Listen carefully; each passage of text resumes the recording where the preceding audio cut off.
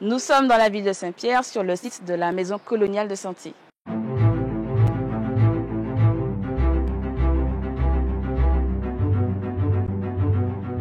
La Maison coloniale de santé, c'était une maison qui accueillait les personnes dites malades, aliénées, un hôpital psychiatrique en réalité. Il a été ouvert en 1839 par le docteur Devez suite à une loi qui demandait à toutes les villes de France de s'équiper d'un asile. La gestion de l'hôpital était confiée donc à un médecin et donc des sœurs de Saint-Paul-de-Chartres occupaient donc le site en continu, accompagnées évidemment d'infirmiers, de personnel médical pour soigner le malade. On est effectivement dans une structure où on va organiser les choses de façon à accompagner le malade dans sa pathologie. On s'appuie par exemple sur le texte du docteur Pinel qui veut déjà à l'époque que l'architecture puisse rentrer dans l'accompagnement du malade, dans son aliénation, etc. Bien que le site n'ait pas été complètement fouillé, on identifie des zones dans le site, notamment le quartier d'isolement, qui est un peu plus à l'écart, au plus proche de la rivière, qui amène à l'apaisement. On est aussi dans un accompagnement du malade qui va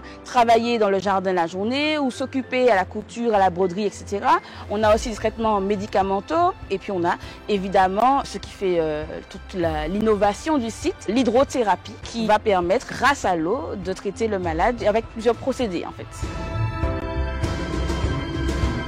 Les bureaux du génie et la maison coloniale de santé appartenaient au début, dès le XVIIe siècle, à la même habitation. D'un côté, les bureaux du génie qui prennent une fonction plutôt militaire, et puis vous avez l'hôpital qui va prendre cette orientation au niveau donc, de la santé des malades des petites Antilles et de la Caraïbe. Le site est détruit entièrement en 1902 par l'éruption de la montagne Pelée. Et le site va quand même faire l'objet d'une vaste opération de restauration, de rénovation qui va se dérouler jusqu'à peu près en 2007. Moi, ce que je pourrais dire pour encourager au public, tous les visiteurs à venir, ce serait en fait tout simplement de continuer la visite depuis le marché du Fort. On n'a pas l'impression, mais il y a effectivement des sites au bout. Ça vaut vraiment le coup d'aller jusqu'au bout de l'aventure et de découvrir ces deux sites.